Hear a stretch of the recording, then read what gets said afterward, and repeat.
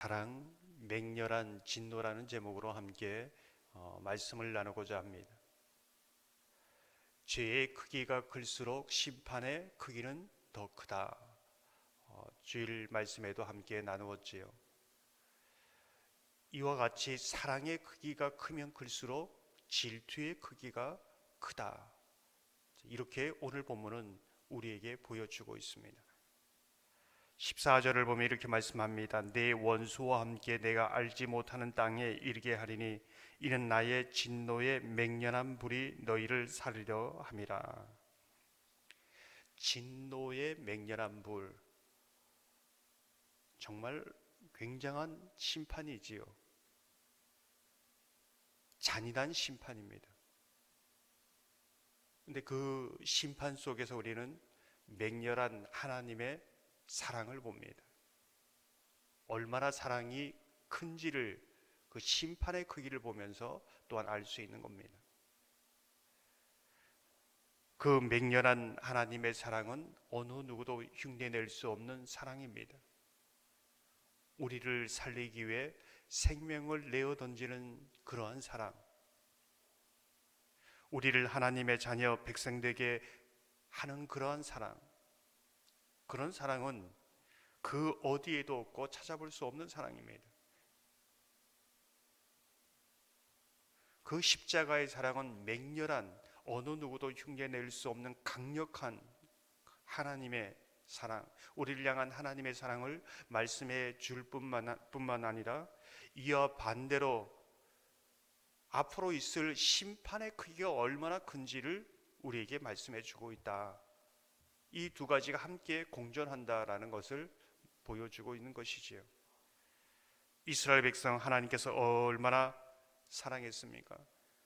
얼마나 돌이키려고 했습니까? 하지만 돌이키려고 수십 번, 수백 번, 수천 번 그렇게 돌이키려고 했지만은 돌이켜지지 않았습니다. 하나님도 지칠 때가 있다. 하나님의 인내는 영원하지 않다. 이제 이것을 말해주고 있습니다. 우리가 종말에 마지막 심판이 있다는 것을 어떻게 압니까? 하나님의 인내는 영원하지 않습니다.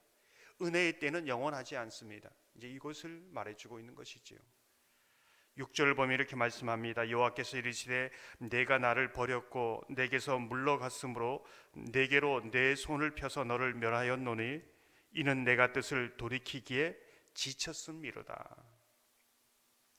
저는 성경을 읽으면서 북이스라엘이 아수르에게 멸망되기 이전, 또 남유다가 바벨론에게 멸망되기 이전 선지서를 보면 12소 선지자뿐만 아니라 이 많은 분량의 선지서의 모든 것들이 심판을 앞둔 그러한 하나님 백성을 향한 말씀입니다. 굉장한 분량이고 굉장히 오랫동안 말씀하고 있다는 것이지요. 왜 그럴까요? 하나님은 심판이 목적이 아니라는 겁니다. 우리를 구원하는 것이 목적이고 우리가 회복되는 것이 목적이고 우리가 돌이켜 이 심판을 피하는 것이 목적이다. 지금도 마찬가지지요. 예레미야 애가 3장 33절을 보면 이렇게 말씀합니다. 주께서 인생으로 고생하게 하시며 근심하게 하심은 본심이 아니시로다. 저는 이 말씀을 보면서 우리 대한민국 남과 북을 보게 됩니다.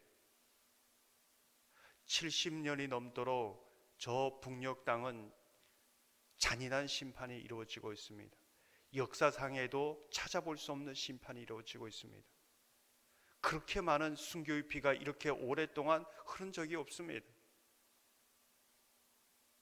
그런데 그 땅은 잔인한 맹렬한 하나님의 사랑이 부어진 곳임을 우리는 다시 기억하게 됩니다.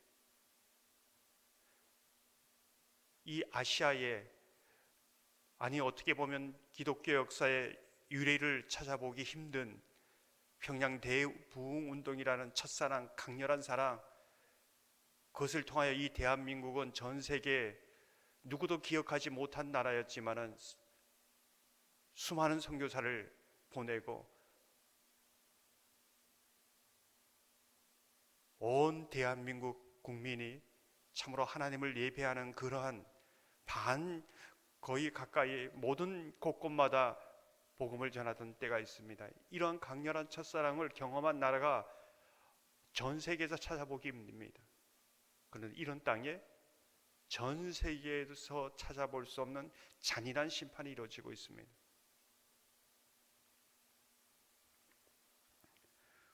우리나라를 향한 하나님의 사랑이 얼마나 컸는가를 보여주고 있습니다. 특별한 사랑입니다. 그 사랑의 깊이가 질투의 깊이를 보여주는 것이 아닌가. 이 질투마저도 하나님의 사랑에 기초하고 있다, 이렇게 볼 수가 있습니다.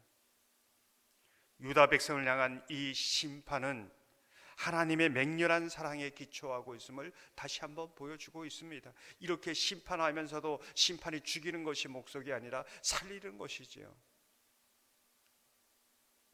15절을 보면 이렇게 말씀합니다. 여호와여, 주께서 아시온에 원하건대 주는 나를 기억하시며 돌보시사 나를 박해하는 자에게 보복하고 하시고 주의 오래 참으심으로 말미암아 나로 멸망하지 아니하게 하옵시며 주를 위하여 내가 부끄러움 당하는 줄을 아시옵소서.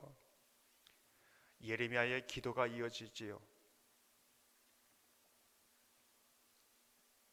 이 백성으로 멸망하는 것, 심판이 가까워왔지만은 심판의 목적이 아니기에 예레미야로 기도하게 하는 겁니다. 예레미야를 보면서 지난번도 함께 묵상했지만은 순종하면 순종할수록 하나님의 복이 임하는 것이 아니라 예레미야를 보면 순종하면, 하나님의 말씀에 순종하면 순종할수록 고난이 점점 강력합니다. 이게 또 하나님의 순종의 비밀이지요. 예레미야가 순종해 가면 순종해 가는데 고난이 점점 강력하고 커지는 겁니다. 그 불거덩이에 예레미야를 집어넣는 것이지요. 하나님께서는 이 심판을 앞두고 점점 순종하면 고난이 커지는 가운데에서도 무엇을 바라고 계신가? 19절 후반절을 보면 이렇게 말씀합니다. 너는 나의 입이 될 것이다. 그들은 내게로 돌아오려니와 너는 그들에게로 돌아가지 말지니라. 순종해 가면서 너가 정말 믿음으로 바로 서 있다면 너의 입을 통해서 전하는 그 말을 통해 돌아오는 사람이 있을 것이다, 이것을 말해주고 있습니다. 단 한 사람이라도, 단 몇 사람이라도 예레미야가 죽더라도 돌아오기를 원하는 것이죠. 이게 하나님의 마음입니다. 순종해 갈 때 견고한 노선병이 되고 하나님이 함께 하셔서 지킬 것이다, 이렇게 얘기하고 있습니다. 불구덩이에 집어넣는 것이죠. 예레미야를 향한 맹렬한 사랑 이전에 돌이키고 돌이켜도 돌아오지 않는 그 유다 백성, 이제는 이미 심판이 임한 그 백성을 향하여 다시 예레미야를 보내는 거죠. 거기에 죽더라도 보내는 겁니다. 왜요? 유다 백성을 포기할 수 없습니다.